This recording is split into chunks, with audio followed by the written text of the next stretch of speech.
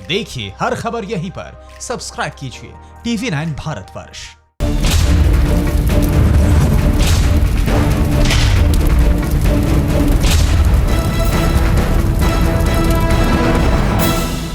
नमस्कार, स्वागत है आपका। इस वक्त हमारी इस बड़ी बहस में हम बात कर रहे हैं फुल एंड फाइनल में, जहां की 4 देश आज भारत को 4 धोखे दे रहे हैं।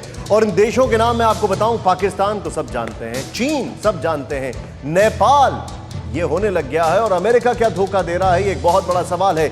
लेकिन उससे पहले, इस शो को शुरू करने से पहले मैं आपको दिखाने जा रहा हूं एक ऐसी तस्वीर जो आप सभी लोगों के लिए प्रेरणा स्रोत है। IMA की पासिंग आउट परेड जरा ध्यान से देखें। कंधों से मिलते हैं कंधे, कदमों से कदम मिलते हैं, जब चलते हैं ये ऐसे तो दिल दुश्मन के हिलते हैं। ध्यान से देखें इन तस्वीरों को, लेकिन इसमें छिपा एक संदेश, इसको देखें। इनके चेहरों पर मास्क है। ऑडियो अब जरा।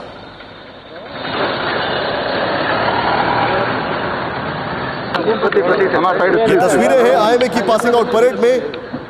देश की सेना को मिले 333 नए जांबाज ऑफिसर।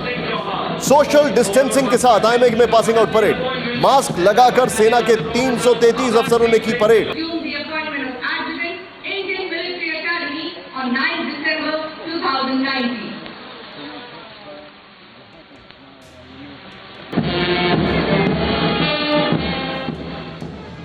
इनके चेहरे पर ये मास्क, और ये देखें आप, पूरे देश को एक संदेश है। लेकिन जब ये कदम ताल करते हैं ये ऑफिसर्स, तो आपको एक और बात बताना बहुत जरूरी हो जाता है कि ये है देश के वो गौरव जो किसी भी दुश्मन का दिल दहलाने के लिए पर्याप्त है। और आइए अब आपको लेके चलते हैं इस वक्त की बड़ी खबर, ब्रेकिंग न्यूज पर हम आपको दिखाने लेके चलते हैं। इस वक्त सबसे पहली खबर, सबसे बड़ी खबर इस वक्त हमारे सामने है, और वो खबर है इस वक्त हमारे सामने आ रही है पहली ब्रेकिंग न्यूज पाकिस्तान के लिहाज से। ये देखिए ध्यान से, क्योंकि अभी अभी जो जानकारी मिल रही है उस जानकारी के अनुसार हमने करीब 100 आतंकियों का सफाया कर दिया इस कोविड काल में। इस वक्त की बड़ी खबर, कश्मीर में 100 आतंकी ढेर। कोरोना काल में सबसे ज्यादा आतंकियों का किया गया खात्मा। कश्मीर में इस साल अभी तक 100 दहशतगर्दों का सफाया। सीमा पार से पाकिस्तान का सीजफायर उल्लंघन जारी है। इस साल 2000 से ज्यादा बार पाकिस्तान सीजफायर का उल्लंघन कर चुका है। इस वक्त की पहली बड़ी खबर आपकी स्क्रीन पर, यह हैरान करने वाली जानकारी आपके सामने। और अब आपको इस वक्त की दूसरी बड़ी खबर, 4 बजे की 4 बड़ी खबर दिखा रहे हैं। 370 हटने की वजह से भारत चीन में तनाव, यह कहना है चीन के राजनयिक का। पाकिस्तान में तैनात चीनी राजनयिक का यह बड़ा बयान। 370 हटाने से तीनों देशों को की जो शांति है उसको खतरा, यह चीनी राजनयिक का बयान है। 370 की वजह से ही भारत पाक के संबंध खराब हुए। बेहद हैरान करने वाली खबर। और अब आपको लेकर आते हैं हम लोग तीसरी ब्रेकिंग पर। और नेपाल पुलिस की फायरिंग में के बाद जबरदस्त तनाव हो गया है भारत नेपाल बॉर्डर पर। इस वक्त ये तीसरी बड़ी खबर। 3 देश आप देख चुके हैं। नेपाल पुलिस की फायरिंग में एक भारतीय की मौत, कई जख्मी। बिहार के सीतामढ़ी की भारत नेपाल सीमा पर यह हुई घटना। भारतीय नागरिक को नेपाल ने बंधक बनाया, बाद में छोड़ा। इस वक्त ये बड़ी खबर, तीसरी बड़ी खबर। और अब आपको लेकर चलते हैं हम लोग चौथी ब्रेकिंग न्यूज पर, और वो चौथी ब्रेकिंग न्यूज है H1B1 वीजा को लेकर। इस वक्त की बड़ी खबर मैं आपको बताना चाहूंगा, H1B1 वीजा को सस्पेंड किया जा सकता है, यह जानकारी हमारे सामने आ रही है। और यह बेहद हैरान करने वाली जानकारी मिल रही है अमेरिका की तरफ से। यह अपने आप में एक चिंता का विषय है। और यह जो जानकारी है आपको बताना चाहेंगे, यह इतनी ज्यादा चिंता करने वाली है कि भारत के करीब 3 लाख से ज्यादा लोग इससे प्रभावित हो सकते हैं। H1B वीजा सस्पेंड होने से लाखों प्रोफेशनल्स को नुकसान होगा। और अब आपकी स्क्रीन पर 4 बजे की 4 ब्रेकिंग न्यूज सीधे सामने आपके देखें। पहली खबर, 100 आतंकी ढेर और नॉन स्टॉप वहां पर सीजफायर वायलेशन। इस बार 2000 से ज्यादा सीजफायर वायलेशन। दूसरी ब्रेकिंग न्यूज, 370 हटने की वजह से भारत चीन के बीच में तनाव हुआ। ये भारत पाकिस्तान के बीच में और चीन के बीच में भी तनाव हुआ। यह चीनी राजनयिक का बयान है, पाकिस्तान में तैनात है। और तीसरी ब्रेकिंग, नेपाल पुलिस की फायरिंग के बाद जबरदस्त तनाव है नेपाल भारत बॉर्डर पर। चौथी ब्रेकिंग, H1B1 वीजा सस्पेंड कर सकता है अमेरिका। इस वक्त की ये 3 बड़ी खबर आपके सामने, और यहां पर ये 4 बड़ी खबरें आपके सामने देखें आप। 4 बजे की 4 बड़ी खबर आपकी स्क्रीन पर, और ये 4 धोखे हैं देश के। अब सीधे हम आते हैं हमारे सामने जितने भी दर्शक हैं, मैं आपको बताना चाहूंगा हमारे खास मेहमान हमारे साथ जुड़ चुके हैं। लेकिन सबसे पहले इस वक्त की सबसे बड़ी खबर, ये 4 ब्रेकिंग आपने देखी, मैं चाहूंगा अब यहां पर सीधे आपको दिखाते हैं पहली ब्रेकिंग न्यूज। और पहली ब्रेकिंग न्यूज इस वक्त एक बार फिर से स्क्रीन पर फ्लैश करें। भारत ने कश्मीर घाटी में कोविड काल में सबसे बड़ा ऑपरेशन ऑल आउट किया है और 100 आतंकी ढेर कर दिए हैं। सीज फायर वायलेशन की अगर बात की जाए तो 2000 से ज्यादा बार हो चुका है। सुमित मेरे सहयोगी इस वक्त मेरे साथ जुड़ चुके हैं। सुमित, सीधे क्विकली मुझे इस ब्रेकिंग के बारे में अपडेट दीजिए, क्या जानकारी आपके पास?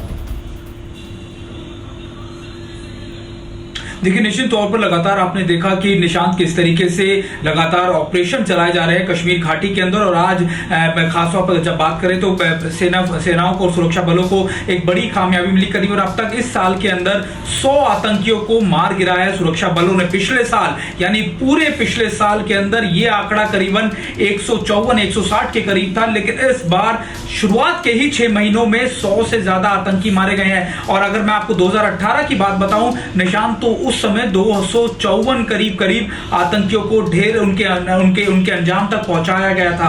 लेकिन आप ये मान के चलिए कि इस समय जब पूरी दुनिया कोविड से परेशान है, इस समय जब पूरी दुनिया इससे लड़ रही है, चुनौती का सामना कर रही है, तब भी कश्मीर के अंदर पाकिस्तान अपना वही राह या वही अपनी तरीके उसी स्ट्रेटजीज को अपना रहा है जिस तरीके पिछले कई सालों से अपनाता आया था। हालांकि हमारी सुरक्षा बल लगातार उनको एलिमिनेट कर रहे हैं, लेकिन की घटना इस बार ज्यादा हुई है।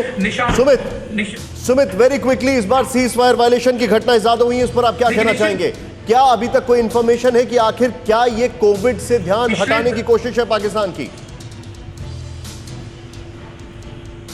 देखिए, ना तो इसकी कोविड से ध्यान हटाने की कोशिश है। पिछले 10 दिनों के अंदर निशांत 114 बार से ज्यादा सीज फायर वॉयलेशन हुआ है। और इसका मकसद, अगर ऑल आउट ये ऑपरेशन और इस सीज फायर वॉयलेशन को आप साथ जोड़ के देखें तो आप समझ जाएंगे, क्योंकि पाकिस्तान चाहता है कि ज्यादा से ज्यादा सीज फायर वॉयलेशन हो ताकि उसी की शील्ड में, उसी की आड़ में वो पाकिस्तान से आतंकियों को भारत में घुसपैठ करा सके। और यही वजह है कि सीज फायर वॉयलेशन का बढ़ना ना सिर्फ ज्यादा देखा गया है पिछले 2-3 महीनों में। ठीक है सुमित, मैं आपको रोकूंगा इस वक्त। हमारे साथ जो हमारे खास मेहमान आ चुके हैं, सुमित मैं आपको रोकूंगा, मेरे साथ अभी बने रहिए। सुमित, मैं आपको रोकूंगा अभी।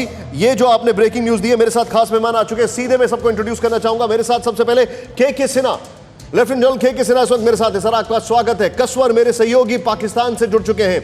सुमित, आपका शुक्रिया इस अपडेट के लिए। जतिन अग्रवाल हमारे साथ इंडिया और अमेरिका के एक्सपर्ट हैं, एक बहुत बड़ी कंपनी के सीईओ हैं, जो इंडियन कॉकस है ह्यूस्टन में अमेरिका में, उसमें एक बहुत बड़ा योगदान है इनका। जतिन अग्रवाल जी इस वक्त मेरे साथ जुड़ चुके हैं अमेरिका से। पूरी स्क्रीन पर हमारे इन खास मेहमानों को दिखाएं। और इस वक्त मेरे साथ पाकिस्तान से हमारे खास मेहमान हैं उस्मान सईद बसरा जी, जो कि लीडर हैं पाकिस्तान तहरीक इंसाफ पार्टी के। सर, आपका स्वागत है। बड़े तहजीब से, बड़े अदब से बोलते हैं और ये इनकी बड़ी खासियत है। पुष्पेश पंत जी हमारे साथ हैं। इंट्रोडक्शन की जरूरत नहीं है पुष्पेश जी को, जबरदस्त एनालिसिस होता है। सर, आप सभी लोग स्क्रीन पर दिखाई दे रहे हैं। मेरा पहला सवाल इस वक्त स्क्रीन पर, सबसे पहले मैं जानना चाहूंगा यहां पर, कसवर आपके पास आने से पहले, जनरल सिन्हा, 100 आतंकी ढेर हो गए हैं इस वक्त, जो जानकारी मेरे पास आ रही है। सीज फायर वायलेशन अभी तक जो हुआ है वो अप्रत्याशित है। क्या चाहता है पाकिस्तान, क्या हो रहा है सर वहां पर? जी देखिए निशांत जी, चीज़ें बहुत साफ हैं। पाकिस्तान जब देख रहा था कि जिस तरह, देखिए बहकावा तो चाइना का है, उसने ही इस समय ऑपरेशंस को बढ़ाने के लिए उनको उकसाया है पाकिस्तान को, जिससे कि इंडिया 2.5 फ्रंट के ऊपर में कार्रवाई करे और ऐसा लगे कि शायद कोई स्थिति खराब हो गई है और हम लोग कंसीड कर जाएं कुछ पॉइंट। ये चीज़ें हैं एक्चुअली ग्राउंड के ऊपर। पर आप देखिए, मैं तो ये कहता हूं कि आप कह रहे थे हमारी चैलेंजेस हैं और इस चैलेंजेस में हम किस तरह से उभर के आए हैं। आपने देखा कि किस तरह से हिंटरलैंड के अंदर में टॉप लीडरशिप खत्म हो गई है। एक लीडर नहीं रहा किसी भी तंजीम की, चाहे वो जैसे मोहम्मद हो, लश्कर तोयबा हो, हिजबुल मुजाहिदीन हो, अल बदर के कुछ लोग आए हैं, वो भी मारे जा रहे हैं। देखिए, पूरे जब आपका शीतकाल होता है उसके बाद लोग जनरली इन्फिल्ट्रेशंस नहीं होते हैं, पर इस बार ऐसा नहीं हुआ है। और इसके कारण हर एक समय, उस समय से लेकर अभी तक, अभी तो समय इन्फिल्ट्रेशन का है, तो लगातार वो आपको सीज फायर वॉलेशंस कर रहे हैं और चाह रहे हैं। मगर आपको याद होना चाहिए और आपको पता है किरण सेक्टर में किस तरह से, डोडा किश्तवाड़ में वो करना चाह रहे थे, या साउथ कश्मीर में, और ये अब LOC के ऊपर में इतनी अच्छी ग्रिड बन गई है कि वो आ नहीं पा रहे हैं। तो और ये चीज़ हमें उस पार भी ले जाना है, और उस पार जो हमारी कैलिबर है, जो फायर असॉल्ट है, इतना इफेक्टिव है इनके लॉन्च पॉइंट के ऊपर, पैड के ऊपर नहीं, लॉन्च पैड पॉइंट के ऊपर में, कि उनका वहाँ से आना बहुत बहुत एब्सोल्युटली नाकारा है की तरह आप देख लें। इसके अलावा उन्होंने, आपने देखा आपका, क्योंकि आपका डिबेट जो है चाइना के साथ लिंक है, वो सोच रहे थे कि चाइना जब हमें धोखे से, क्योंकि वो उस आड़ में 5 हमारी संधियों के आड़ में अपने एक्साइज ख़त्म नहीं करके वो उसने बिल्टअप कर लिया उन इलाकों में, और किस तरह से हमारी एग्रेसिव पोस्टरिंग के ऊपर में किस तरह से वो अभी पीछे की तरफ जा रहा है और कैसे कंसीड किया है। ये देखिए, ये दिखाता है कि हमारी कैपेबिलिटीज। दैट्स व्हाई मैं कहता हूँ ये हमारे लिए चैलेंजेस था। इस चैलेंजेस में हमारी अपॉर्चुनिटी आई और उस अपॉर्चुनिटी में हमने दिखाया, और आपको देखेंगे कि हमारी कैपेबिलिटी 2.5 फ्रंट की साफ। सर मैं आपको थोड़ा सा रोकूंगा यहाँ पर, मेरे पास एक ब्रेकिंग आ रही है सर। जनरल सिन्हा, मैं इस वक्त अपनी स्क्रीन पर, जनरल सिन्हा, इस सब के बीच में मैं आपको अपनी एक स्क्रीन पर एक ब्रेकिंग न्यूज दिखाना चाहूंगा जो कि हैरान करेगी, और ये इस वक्त की बड़ी खबर। कोरोना से त्रस्त पाकिस्तान ने 12% रक्षा बजट बढ़ाया, ये जानकारी इस वक्त हमारे सामने आ रही है। जरा बताइए ये खबर। 59,800 करोड़ रुपए का पाकिस्तान का रक्षा बजट, पिछले साल रक्षा बजट में किया था 4.5% का इजाफा। पाकिस्तान के रावलपिंडी में धमाका, ये एक और बड़ी खबर है, 1 की मौत 10 घायल। और मैं चाहूंगा स्प्लिट में एक बार कसवर को मेरे साथ लेके आए। कसवर, एक तरफ अभी जो जानकारी मेरे पास आ रही है, शाहिद अफरीदी की खबर आई, पाकिस्तान के पूर्व प्रधानमंत्री की खबर आई, और पाकिस्तान में जो अफेक्टेड लोग हैं उनका आंकड़ा हमारे सामने है। दूसरी तरफ हम देख रहे हैं कि रक्षा बजट बढ़ाया जा रहा है, मास्क खरीदने के पैसे नहीं है, रक्षा बजट बढ़ाया जा रहा है। कसवर, आपका रिएक्शन वेरी क्विकली इस पर।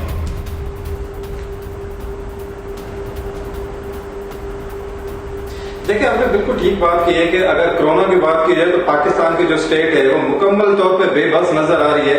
हमें पाकिस्तान की सरकार की तरफ से किसी किस्म की कोई एक कंक्रीट पॉलिसी कोरोना के हवाले से मिली ही नहीं है अब तक। लॉकडाउन करना है, लॉकडाउन नहीं करना, स्मार्ट लॉकडाउन किस तरह सामने आई, तो मैं आपको एक कंक्रीट किस्म की आपको इंफॉर्मेशन दे सकता हूं कि पाकिस्तान की गवर्नमेंट ने कोरोना से निपटने के लिए मुकम्मल तौर पर किसी किस्म की कोई तैयारी नहीं की। यही वजह है पाकिस्तान का अपोजिशन लीडर इस वक्त घर में क्वारंटाइन है। साबिक जो प्राइम मिनिस्टर हैं यूसुफ रजा गिलानी वो हैं, और शाहिद अफरीदी की बात करें, ये तो 9 लोग हैं। अभी मैं आपको एक और चौंका देने वाली खबर दूं कि इस वक्त जो WHO है, वर्ल्ड हेल्थ ऑर्गेनाइजेशन, उन्होंने खबरदार किया है कि अभी तो केसेस 1,23,000 हैं, लेकिन ये 2 लाख से क्रॉस कर जाएंगे। लेकिन ऑन दी अदर हैंड, जिस तरह आपने बात की है डिफेंस बजट की, तो पाकिस्तान ने 17% है उसकी प्रपोजल थी, लेकिन बाय 11.9 बढ़ा पाए। लेकिन जाहिर है आपको पता है कि पाकिस्तान की सरकार एक साइड पे तो ईस्टर्न बॉर्डर है इंडिया, उनके साथ हमेशा बड़ी एक्टिव पाकिस्तान की बॉर्डर रही है। वेस्टर्न साइड पे भी अब मामला बड़े खराब हैं। जैसे ही अब यहाँ पे एक इस्लामाबाद में एक इस्लाह हो रही है कि अगर जैसे ही यूएस विड्रॉ करता है तो पाकिस्तान के ऊपर प्रेशर पड़ेगा, तो वेस्टर्न साइड भी बॉर्डर है वो भी आपका नहीं है। ईरान पाकिस्तान बॉर्डर जो है उसको भी हालात अच्छे नहीं है। तो इस सारे तनाजुर में पाकिस्तान की सरकार, पाकिस्तान की जो डिफेंस फोर्स, कसवर आप मेरे साथ बने रहिए, कसवर आप मेरे साथ बने रहिए। जो आप बता रहे हैं वो मुझे हैरान कर रही है खबर। मैं सीधे पाकिस्तान से, जो हमारे साथ गेस्ट हैं, जो पाकिस्तान तहरीक इंसाफ पार्टी के लीडर हैं, उस्मान सईद बसरा साहब, मैं आपसे जानना चाहूंगा, कुछ तो मजबूरियां होंगी, यूं ही कोई रक्षा बजट नहीं बढ़ाता, क्या वजह है सर? सबसे पहले तो आपका बहुत शुक्रिया। और दूसरा, मैं आपने जो इंट्रो के अंदर बात की, देखिए आपने कहा कि 4 मुल्क हैं जो भारत के साथ अब गलत बर्ताव कर रहे हैं। पाकिस्तान तो आपने कहा बड़ा ऑब्वियस है, अब नेपाल, फिर अमेरिका, फिर चीन। देखिए 4 मुल्क एक वक्त में गलत नहीं हो सकते। जरा थोड़ा सा आप अपने गिरेबान में झांकिए और आप अपनी अदाओं पे जरा गौर कीजिए। क्या हुआ कि नेपाल मुझे बस इतना समझा दीजिए आप, रक्षा बजट बढ़ाने की वजह क्या है? मुझे बस इतना समझा दीजिए, क्योंकि हम जी, तो मैं यहाँ पर आपको 4 खुद का रहा- एग्जाम्पल मैं साइड कर रहे हैं। पूरी दुनिया पाकिस्तान के खिलाफ बंदूक लेके खड़ी है, चीन को छोड़कर। वो एक लंबी कहानी है, वो छोड़ देते हैं, लेकिन मुझे आप बस इतना समझा अच्छा, दीजिए अभी आप कि मुझे आपके बोलने देंगे? पाकिस्तान में रक्षा बजट बढ़ाने की क्या वजह है। बताया यह जाता है कि जो पाकिस्तान में डिफेंस फोर्सेस है वो अपने आप में एक बिजनेस कॉन्ग्लोमरेट है। आप मुझे उसका एग्जाम्पल बता दीजिए, उसकी वजह बता दीजिए। अच्छा, मैं देखिए मेरे ख्याल में आप क्योंकि मेजबान हैं और मेजबान का हक ये है, फर्ज ये है कि वो अपने मेहमान को सुने। अब आप जितने आपके लोग बोलते हैं आप उनको बिल्कुल नहीं सर। टोकते। डिसेंट डिबेट ये है कि आप मुझे सुनिए। देखिए, मैं कह रहा हूँ कि आखिर क्या वजह बनी कि नेपाल जैसा छोटा आपका हमसाया आपके नाक का बाल बना? कुछ तो वजह होगी ना, इसलिए आप अपनी अदाओं पे जरा देखिए ऐसा है अब सर, आगे मैं हमारी- आपको हमारी- पाकिस्तान हमारी- के जो सवाल किया गया है सर, मैं एक आप मिनट उसका जवाब दें। सर एक मिनट सर आप थोड़ा सा यहाँ पे रोल डिफाइन कर देते हैं सर। एक मिनट मैं एक मिनट सर, एक सेकंड। मेरे स्क्रीन पर एक लेजेंड बैठे हैं जिनका नाम है पुष्पेश पंत।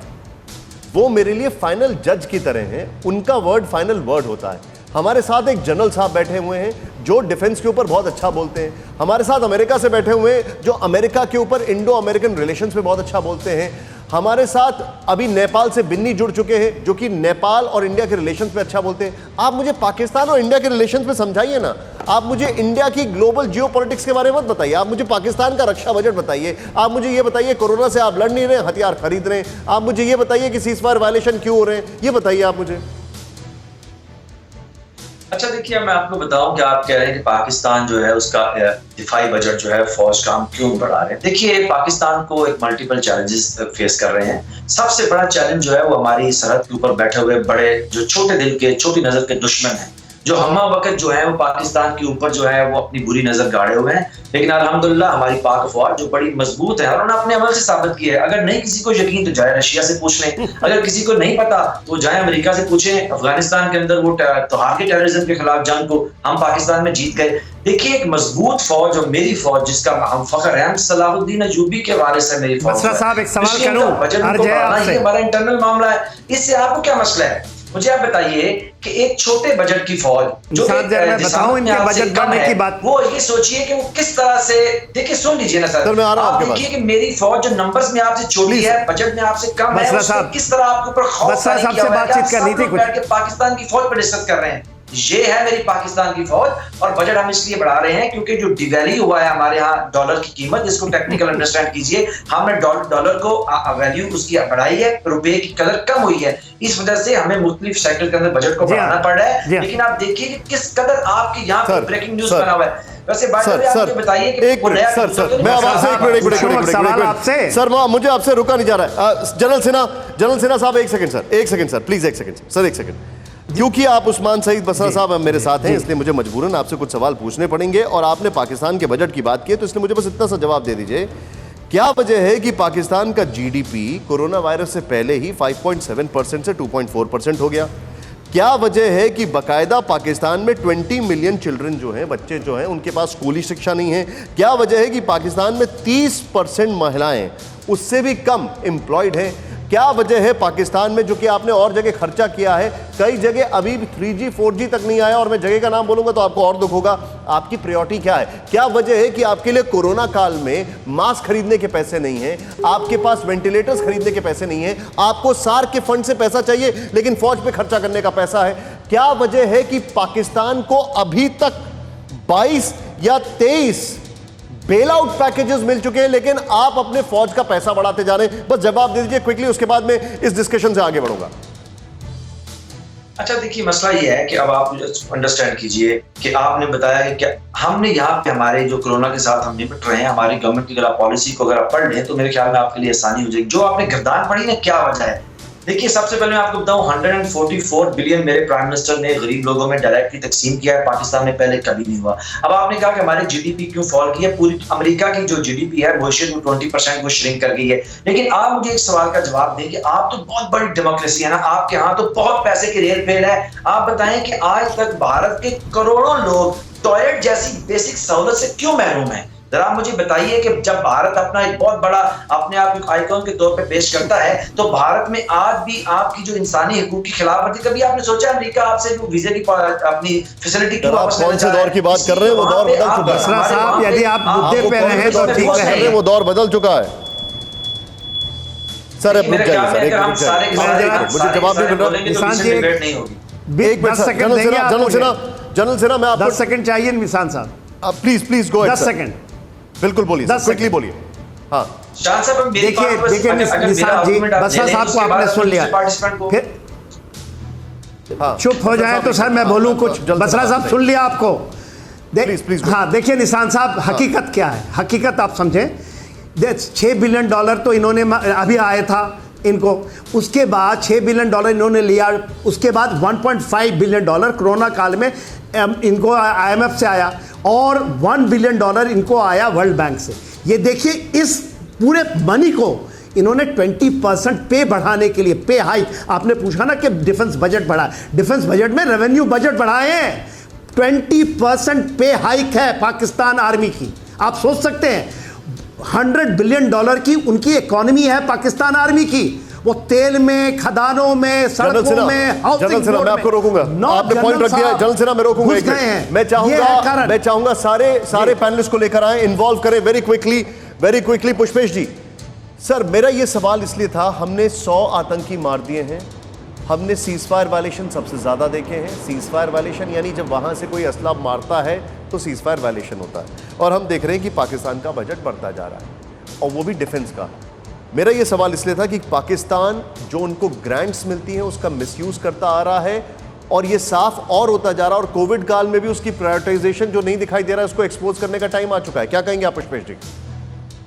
देखिए, मुझे लगता है कि दो बातें ईमानदारी का तकाजा साफ कबूल की जाए कि पाकिस्तान एक सॉवरेन मुल्क है, उसको ये हक है कि वो अपने रिसोर्सेज को किस तरह से बर्बाद करता है, ये उसकी रियाया, उसकी जनता और उसके हुक्मरानों के बीच का मसला है। भारत को चिंता तब होनी चाहिए जो इमदाद उसे बाहर से हासिल होती है उसका नाजायज इस्तेमाल वो भारत के खिलाफ करता है। यहाँ तक वो हमारे पाकिस्तानी मेहमान कह रहे थे, उनकी बात बड़ी मज़ेदार है कि आखिर हमारे रुपए का डिवैल्यूशन हो गया था तो हमें अपना बजट बढ़ाना पड़ा। तो बुनियादी सवाल सोचने का ये है कि रुपए का डिवैल्यूशन करने की नौबत क्यों आई, या आपकी इकोनॉमी श्रिंक क्यों की। हमें हमारे हाल पे छोड़ दीजिए, आप अपनी फिक्र कीजिए। हमारे यहाँ बेशुमार आबादी है, हमारे यहाँ भी गरीबी है, भुखमरी है, हमारे यहाँ भी फिरका वाराना फसाद होते हैं, मगर उनके बारे में हम ये नहीं कहते कि पाकिस्तान उसके लिए जिम्मेदार है। हम पाकिस्तान को सिर्फ इस बात के लिए जिम्मेदार ठहराते हैं कि वो सीज फायर लाइन का वायलेशन होता है, उसकी आड़ में हमारे यहाँ टेररिस्ट आते हैं। हमें पाकिस्तान के साथ हमदर्दी है कि उसे अफगानिस्तान के दहशतगर्दों को भी झेलना पड़ता है, मगर शायद पाकिस्तान को कभी ये सोचना चाहिए कि अफगानिस्तान के ये हालात इसलिए हुए हैं, क्या वो तालिबान दहशतगर्दों की फौज अमेरिका की मेहरबानी से पाकिस्तान में तैयार नहीं हुई थी। मुझे लगता है हमारी पूरी हमदर्दी पाकिस्तानी भाई बहनों के साथ है, जो शायद बुरे हाल में इसलिए रह रहे हैं कि वहाँ जमहूरियत उतनी भी नहीं है जितनी हमारे यहाँ है। हम कोई आइडियल डेमोक्रेसी हो इसका दावा हमारा नहीं है, और मुझे लगता है कि ये बड़े अफसोस और बदकिस्मती की बात है कि पाकिस्तान के जितने भी हमारे मेहमान होते हैं, नुमाइंदे होते हैं पाकिस्तान के, वो इस ओर झांकने की कोशिश नहीं करते कि सन 62 से चीन ने उनके ऊपर जो अपना असर बढ़ाया है या अमेरिका ने उन्हें अपने कठपुतले की तरह इस्तेमाल किया है, उससे सब कॉन्टिनेंट में, साउथ एशिया में कितनी बदहाली लोगों को बहुत पड़ी।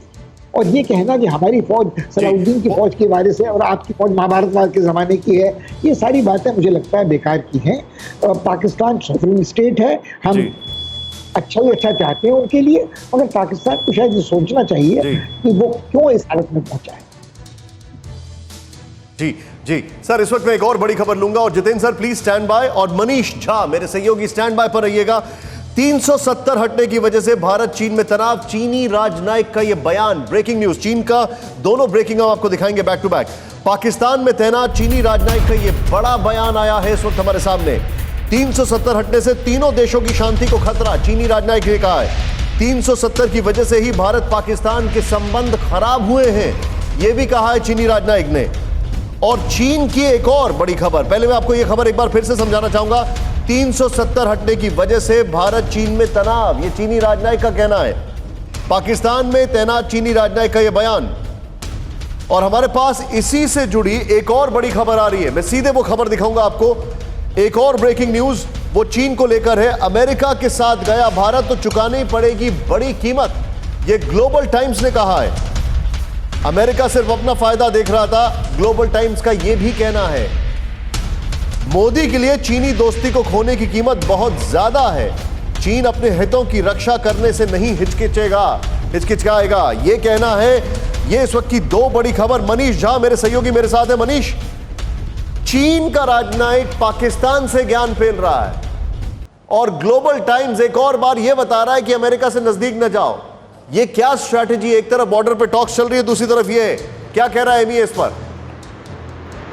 देखिए निशांत, मैं आपको बताऊं कि चीन के पाकिस्तान में जो राजनयिक हैं, जब वो ये बात कहते हैं कि धारा 370 को लेकर जो भारत के कदम थे उसकी वजह से ये सब तनाव हुआ है, तो आप समझ सकते हैं कि आज की तारीख में चीन किस किस तरह के बहाने और किस किस तरह के मुद्दे उठाकर ला रहा है। क्योंकि 5 अगस्त 2019 को जब भारतीय संसद में धारा 370 को हटाने के बाद जम्मू कश्मीर का पुनर्गठन को लेकर बिल पेश किया गया था, उसके बाद मुझे याद है कि चीन की तरफ से यह आधिकारिक प्रतिक्रिया आई थी कि यह भारत और पाकिस्तान के बीच द्विपक्षीय मसला है और उनको बातचीत से इसका हल किया जाना चाहिए। और आज इसमें चीन को अपनी संप्रभुता से खतरा दिख रहा है।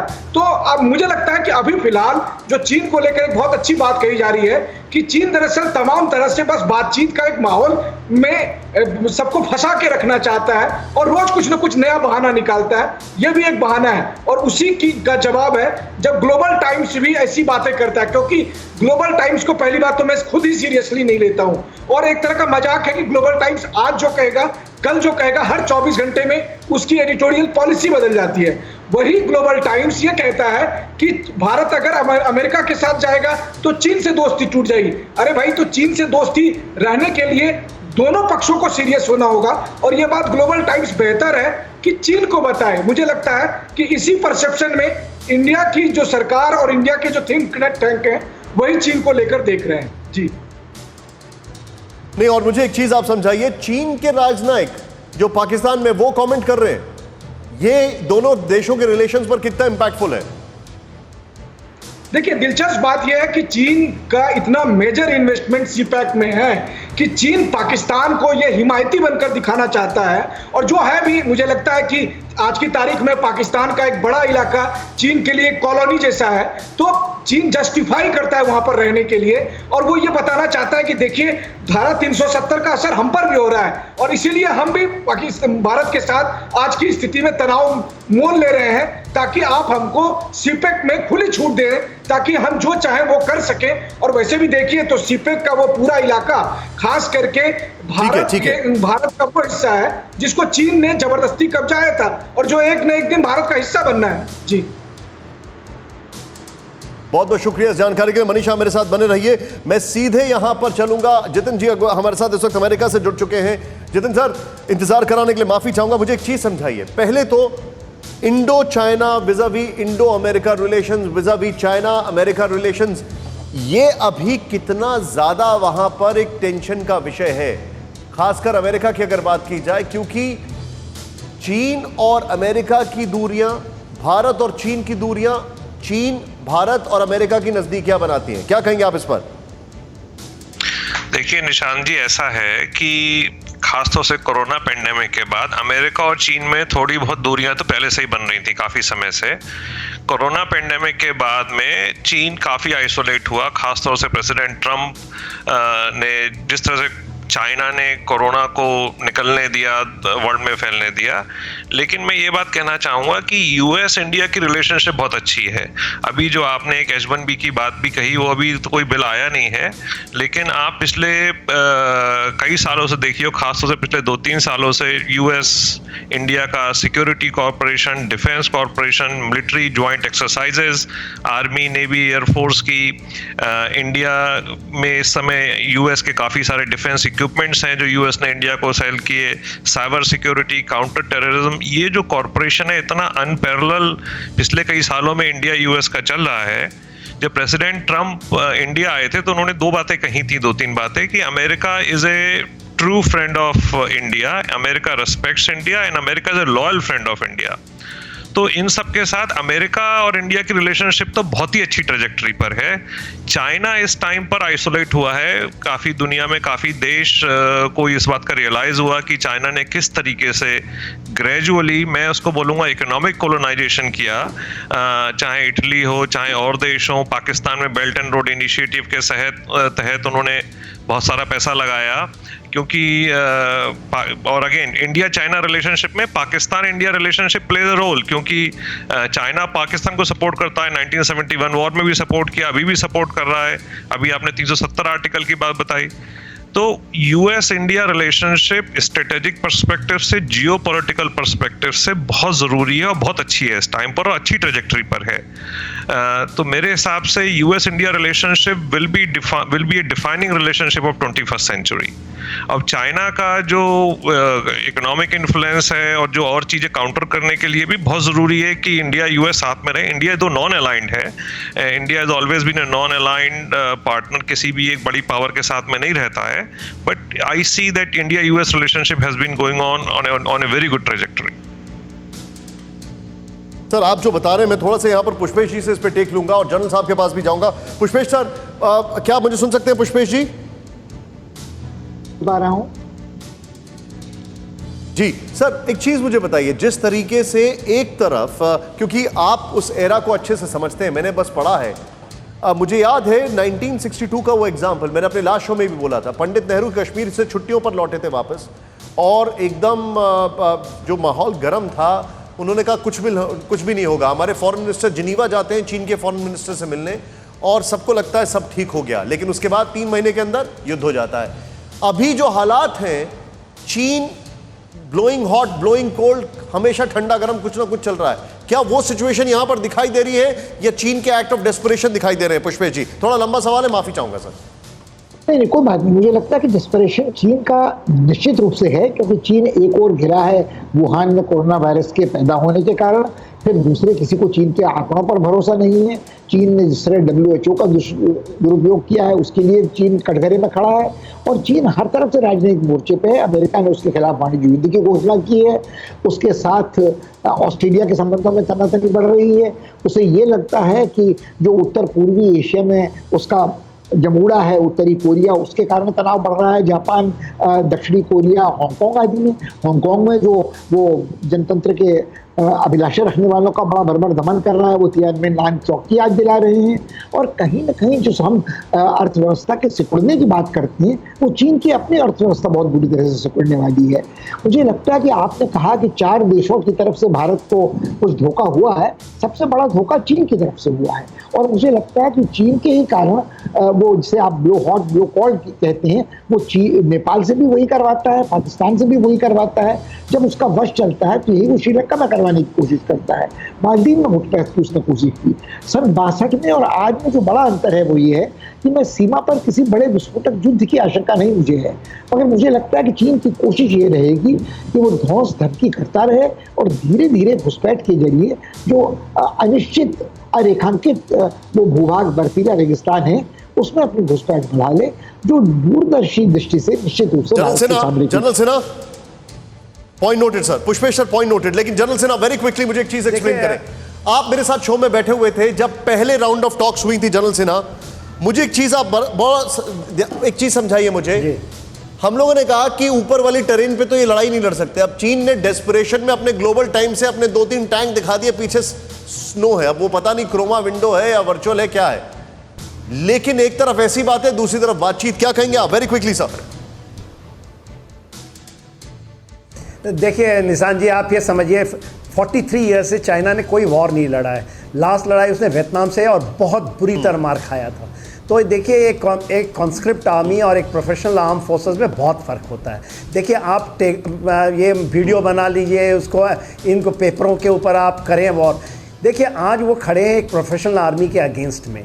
मैं इन इलाकों में चीन के साथ मैं मिलिट्री जनरल ऑपरेशंस रहा हूँ और मैंने इनके साथ बहुत कार्य किया है। चाइना के एक ऑफिसर थे मेरे 2IC होते थे एक UN के अंदर में, उनका ये मानना है कि देखिए वो एक सुंजू के इससे चलते हैं कि आप एक नैरेटिव पैदा करें। सर मैं आपको बहुत very sharp comment sir, very sharp comment sir, very sharp comment. General सेना सॉरी आप इतने सीनियर, मैं आपको बीच में इंटरजेक्ट कर रहा हूं, सॉरी। जनरल सेना मुझे एक चीज बताइए, क्या एक लाइन में क्या चीनी फौज भी चीनी माल की तरह, आप ये कहना चाहते हैं? एब्सोल्युटली, इसमें शक नहीं, पूरे विश्व जानता है ये। आज वो नहीं है उस स्थिति में। और देखिए उन्होंने कहां फ्रंट छोड़ रखा था। Point noted. TV9 भारतवर्ष के जितने भी दर्शक हैं, पॉइंट नोटेड। बड़ी खबर ये है कि चीनी फौज भी चीनी माल की तरह है, लेकिन इस वक्त की ब्रेकिंग न्यूज H1B वीजा को लेकर है इस वक्त जो हमारे सामने आ रही है। बहुत बड़ी खबर सीधे स्क्रीन पर दिखाएं। इस वक्त की बड़ी खबर यह है, ऐसे इनपुट मिले हैं जो कि चिंता में डालते हैं कि H1B वीजा जो है उसको लेकर अमेरिकी प्रशासन सोच सकता है।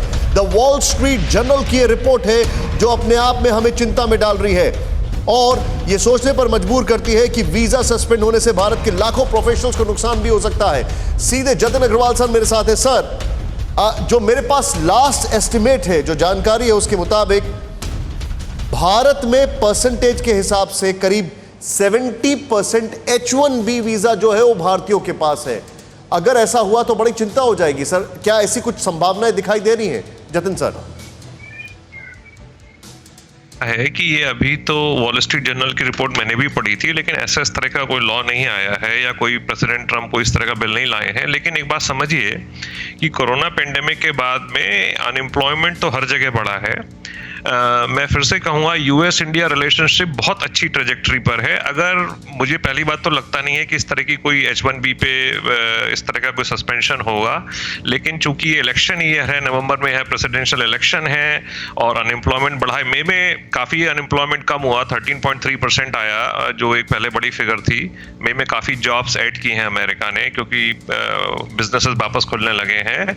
तो अगर ये सस्पेंड हुआ भी because of election year, because of the nationalist agenda, या हमको जिस तरह की बात करते हैं कि हमें US का अनएम्प्लॉयमेंट कम करना है, तो it will B for a very short period, क्योंकि अमेरिका इस चीज को बहुत अच्छी तरीके से समझता है। मैं यहाँ रहता हूँ, मैं यहाँ देखता हूँ, लॉ मेकर्स वगैरह they are all in favour कि अगर क्वालिटी इमिग्रेशन है। मुझे एक चीज बताइए, आई एम सॉरी आपको मैं रोक रहा हूँ, मुझे याद है हाउडी मोदी में आपका बहुत बड़ा रोल था, मुझे अच्छी तरीके से याद है और हमारी आपकी तभी मुलाकात भी हुई थी। लेकिन ये कोई नहीं डिनाई कर सकता है कि अमेरिका में मेक्सिको के बाद जो सबसे ज्यादा स्ट्रांग और पावरफुल लॉबी है वो इंडियंस की है। प्रेसिडेंट ट्रम्प H1B वीजा भी उनके इलेक्शन चांसेस, उसमें इंडियंस का बहुत रोल है सर। नहीं, आपकी बात बिल्कुल ठीक है, लेकिन आप एक बड़े थोड़े स्केल पे देखिए, अगर प्रेसिडेंट के नज़रिए से देखिए, मुझे लगता नहीं पहली बात तो ये होगा, इस तरह का कोई बिल आएगा, लेकिन एक रिपोर्ट है तो हम खाली उसके ऊपर डिबेट कर रहे हैं। आया भी तो शॉर्ट टर्म के लिए आएगा क्योंकि US में अनएम्प्लॉयमेंट बहुत बढ़ा हुआ है, तो it will be a very short term measure. बाकी जो लोग यहाँ पे काम कर रहे हैं उन पे कोई इम्पैक्ट नहीं आएगा जो H1B पर अमेरिका में काम कर रहे हैं। ये केवल जो नए लोग जो अक्टूबर से वैलिड होंगे काम करने के लिए, जो अक्टूबर में आते हैं, जब भी आप H1B अप्लाई करते हैं, अप्रैल मई में, अगस्त सितंबर में जाके अप्रूव होता है, अक्टूबर में आप एलिजिबल होते हैं US आने के। तो बहुत सारे लोग जब एलिजिबल होते हैं तो नहीं आते हैं। अभी भी ट्रेंड ये है कि अक्टूबर से जो जिन लोगों को वीजा मिल जाता है, जिन्हें अमेरिका काम करने के लिए आना होता है, वो जनवरी, फरवरी, मार्च तक आते हैं, क्योंकि जब उनका एम्प्लॉयमेंट पक्का हो जाता है, जब असाइनमेंट पक्का हो जाता है। तो मुझे इसका बहुत सीरियस इम्पैक्ट नहीं लगता है जितना अखबार और न्यूज़पेपर बता रहे हैं इसको, क्योंकि मैं यहाँ पर देखता हूँ कि बहुत इंडिया की तरफ बहुत फ्रेंडली इन्वायरमेंट है और इंडियन अमेरिकन्स यहाँ पे काफ़ी ज़्यादा मतलब इन्फ्लुएंशियल भी हैं, कंट्रीब्यूट भी कर रहे हैं और इस इशू को लॉ मेकर्स के साथ डिस्कस भी कर रहे हैं। अगर इसके अंदर कोई सब्सटेंस हुआ, अभी तो खाली एक रिपोर्ट आई है तो उसके ऊपर हम लोग बात कर रहे हैं। मतलब आप जो बता रहे हैं कि इसमें बहुत ज्यादा वो सब्सटेंस नहीं है। मैं अपने दर्शकों को इस ब्रेकिंग में चाहूंगा एक बार फिर से ये ब्रेकिंग दिखाएं और इस ब्रेकिंग के साथ मैं आपको एक इंफॉर्मेशन देना चाहूंगा आपकी स्क्रीन पर, जरा ध्यान से देखें। वो इंफॉर्मेशन ये है कि इस वक्त की बड़ी खबर ये जो मैं आपको H1B वीजा के बारे में बता रहा हूं, वो ये है कि मार्च 3, 2017 को US citizenship and immigration services ने अनाउंस किया था अपनी वेबसाइट पर कि 3 अप्रैल 2017 से वो टेम्परेरी सस्पेंड करेंगे processing of all H1B visa petition. और आपको बताना चाहेंगे अक्टूबर 3, 2017 में उन्होंने शुरू भी कर दिया वापस उसको, जो सस्पेंशन था वो हटा दिया। यानी अप्रैल के बाद मई, जून, जुलाई, अगस्त, सितंबर, अक्टूबर, 6 महीने के अंदर। ऐसे ही मार्च 2018 को ऐसी खबर आई कि वो ऐसा किया जाएगा, और लेकिन उसके बाद इस चीज़ों पर बहुत ज़्यादा चीज़ें देखने को नहीं मिली। ये 2018 की बात है, यानी कि एफोर्ड ऐसा नहीं किया जा सकता। मैं वापस आऊँगा। अब इस वक्त बिन्नी मेरे साथ, मेरे सहयोगी इस वक्त जुड़े हुए हैं मेरे साथ। एक बहुत बड़ी ब्रेकिंग न्यूज़ मैं आपके सामने लेकर आ रहा हूं, जो पिछले 5 साल में नहीं हुआ है वो इस वक्त हो गया है। नेपाल से बहुत बड़ी खबर, सीधे मैं आपको नेपाल की खबर दिखाना चाहूंगा। यहां पर ब्रेकिंग न्यूज़ सबसे पहले नेपाल की हम आपको दिखाना चाहेंगे। जो जानकारी आ रही है वो ये है कि नेपाल पुलिस की फायरिंग के बाद जबरदस्त तनाव हो चुका है भारत नेपाल बॉर्डर पर। नेपाल पुलिस की फायरिंग में एक भारतीय की मौत, इस वक्त की बड़ी खबर। कई जख्मी। बिहार के सीतामढ़ी की भारत नेपाल सीमा पर यह घटना हुई है। भारतीय नागरिक को नेपाल में बंधक बनाया गया था। यह एक ब्रेकिंग है। इसके अलावा एक और ब्रेकिंग, पहले इस ब्रेकिंग को मैं आपको एक बार फिर से पढ़ के सुनाना चाहूंगा, क्योंकि यह जरा जरूरी है आपके लिए जानना कि 5 साल पहले ऐसा कुछ हुआ था, जो मेरे पास जानकारी है। वो नेपाल पुलिस की फायरिंग के बाद जबरदस्त तनाव, एक भारतीय की मौत और कई जख्मी। बिहार के सीतामढ़ी में की भारत नेपाल सीमा पर हुई घटना। इसके बाद दूसरी ब्रेकिंग के लिए आप स्टैंड बाय हो जाएं, और वो दूसरी ब्रेकिंग मैं आपको बताने वाला हूं। इस वक्त की बड़ी खबर हम आपको दिखाना चाहेंगे। भारत का विरोध करने वाले नेपाली पीएम अपने घर में घिरे। पीएम ओली की नीतियों के खिलाफ नेपाल में तीसरे दिन लगातार प्रदर्शन। चीन की शह पर भारत के खिलाफ षड्यंत्र का विरोध। काठमांडू में पीएम आवास के बाहर लोगों का प्रदर्शन। बड़ी खबर। मनीष झा मेरे सहयोगी स्प्लिट स्क्रीन में, इनको ब्रेकिंग पे लीजिए मेरे साथ। मनीष, पूरी जानकारी दीजिए, नेपाल में हो क्या रहा है, और ये बॉर्डर पर फायरिंग अप्रत्याशित है ये तो। देखिए निशांत, सबसे पहले हम अपने दर्शकों को ये बताना चाहेंगे कि कल की जो घटना हुई है, अगर मैं उसे कहूं, और शायद पुष्पेश जी भी सहमत होंगे, कि ये बहुत हद तक लॉ एंड ऑर्डर का और बहुत ही लोकल लेवल का इंसिडेंट था, जहां पर कि एक नेपाल की बेटी जिनका ससुराल बिहार के सीतामढ़ी में है, वो अपने ससुराल आ रही थी, और वहां नेपाल की सिक्योरिटी फोर्सेस ने ये कहा कि नेपाल में 14 जून तक लॉकडाउन है, इसलिए हम आपको बॉर्डर क्रॉस नहीं करने देंगे। और इस पर नेपाल की बेटी ने अपने ससुराल के लोगों को बुलाया और वहां भीड़ जुट गई थी। एक लॉ एंड ऑर्डर के संदर्भ में पुलिस ने फायरिंग की, जिसमें अनफॉर्चुनेट एक भारतीय की मौत हो गई। तो फिलहाल भारत और नेपाल के जो अथॉरिटीज हैं वो लगातार इसमें एक दूसरे के टच में हैं, और इस पूरे घटना को देखने के बाद इसे काठमांडू में अभी जो पॉलिटिकल एक्टिविटी हो रही है उसके साथ कोई लिंक स्टैब्लिश नहीं होता है। लेकिन नेपाल की राजधानी काठमांडू में जो कुछ हो रहा है वो नेपाल के प्रधानमंत्री ओली सरकार के लिए बड़ी घटना है, और वो ये है कि काठमांडू में प्रधानमंत्री ओली के खिलाफ जबरदस्त विरोध प्रदर्शन हो रहा है। और उसकी वजह यह है कि नेपाल की ज्यादातर आबादी का यह मानना है कि ओली सरकार अभी एंटी इंडिया सेंटिमेंट्स को जिस तरह से आगे बढ़ा रही है, उसकी कीमत नेपाल को चुकानी पड़ सकती है, क्योंकि नेपाल के लोग ये भी मानते हैं कि ओली सरकार बहुत ज्यादा चाइना कार्ड खेलने में व्यस्त है, और जिसकी वजह से भारत और नेपाल के सदियों पुराने संबंध में एक बड़ी दरार आएगी। और खासकर मैं आपको एक महत्वपूर्ण बात बताता हूं कि इस पूरे घटनाक्रम में भारत सरकार की चुप्पी से नेपाल की सरकार और नेपाल के लोग बेहद असहज महसूस कर रहे हैं कि पता नहीं भारत इसे किस रूप में लेगा, क्योंकि देखिए संबंध बहुत पुराना है, और नेपाल की सरकार अभी फिलहाल तात्कालिक लाभ लेने के लिए जिस तरीके से एक्शन ले रही है, उसको लेकर वहां के लोग ओली सरकार से बेहद खफा है। जी ठीक है, रोकूंगा मैं आपको। बिन्नी मेरे साथ है। बिन्नी, मैं अपने दर्शकों को एक बार फिर से बिन्नी को इंट्रोड्यूस करना चाहूंगा। बिन्नी एक सीनियर जर्नलिस्ट है, नेपाल के इश्यूज पे एक्सपर्ट है, और बिन्नी वो जर्नलिस्ट है जिन्होंने नेपाल में रॉयल किलिंग वाली खबर सबसे पहले ब्रेक की थी भारत में। आपको यकीन नहीं होगा लेकिन ये सत्य है। बिन्नी, आप मुझे बताइए, अभी भारत और नेपाल के रिलेशन जिस तर्ज पर हैं, क्या ऐसा लग रहा है कि चाइना से इन्फ्लुएंस ज्यादा है, जो कि मनीष बता रहे हैं? क्या ऐसा लग रहा है कि ओली साहब अंदर अपनी ग्रिप कमजोर करते जा रहे हैं और भारत से दूरियां बढ़ती जा रही हैं? निशांत, अभी ओली साहब अपने ही जाल में फंसे हुए हैं। वो नेपाल में अभी जिस तरह से कोरोना की महामारी जो संक्रमण बढ़ा है, तो उनके विरोध में पूरे देश में विरोध बढ़ा हुआ है।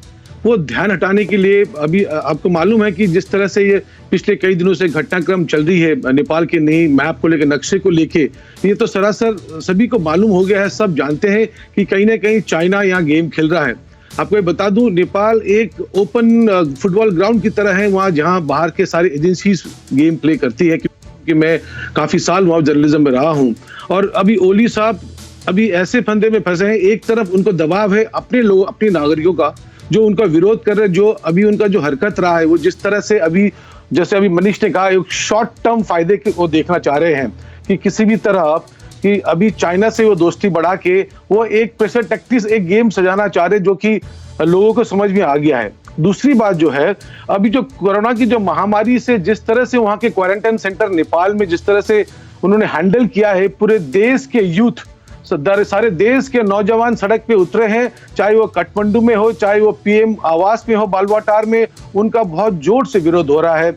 और जो कल जो घटना घटी है, हालांकि वो छोटी सी लोकल लेवल की घटना थी, आपको मैं एक बात बता दूं कि जो है तराई एरिया में, तराई की जो मधेश बेल्ट में पिछले कई दिनों से बहुत ही सक्रिय रूप से नेपाल की आर्म्ड पुलिस फोर्स को बॉर्डर में उतारा गया है। तो कहीं ना कहीं ये ध्यान बांटने के लिए, ये हालांकि ये सभी मानते हैं, मैं भी मानता हूं कि एक लोकल मुद्दा है, वो स्थानीय तौर पे एक मुद्दा था, लेकिन वहां लोगों का ये मानना है कि लोगों को कहीं ना कहीं एक आशंका उनको लग रही है, कोई बू आ रही है उनको। मैं सीधे चलूंगा पुष्पेश जी के पास। पुष्पेश जी, क्या नेपाल एक यहां पर शॉर्ट टर्म गेम के चलते लॉन्ग टर्म दूरी भारत से हो रही है, या आपको लगता है चीजें ठीक हो जाएंगी?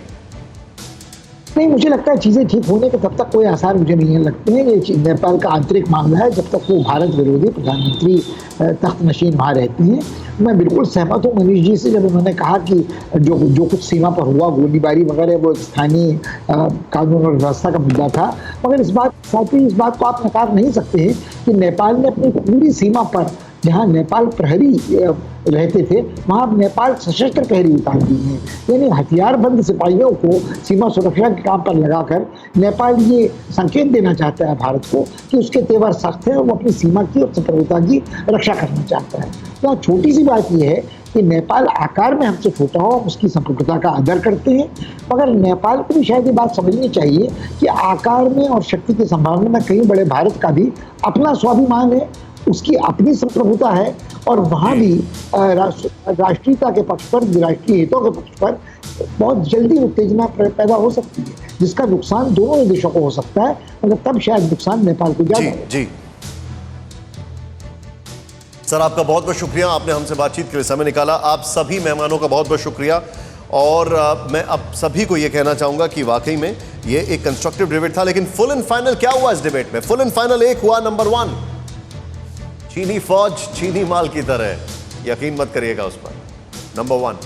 नंबर 2, नेपाल और भारत के बीच में रिश्ते बेहतर हो सकते हैं, और इसमें बहुत इफ एंड बट की जरूरत नहीं है, लेकिन थोड़ा सा नेपाल को मानना पड़ेगा। नंबर 3, पाकिस्तान जैसा है वैसा ही रहेगा।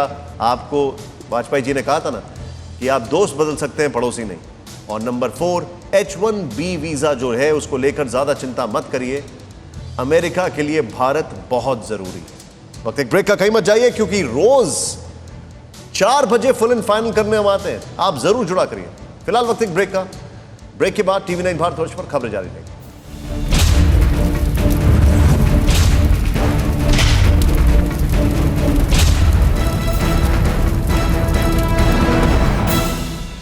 फिक्र आपकी, सोमवार से शुक्रवार रात 9 बजे सिर्फ TV9 भारत वर्ष पर।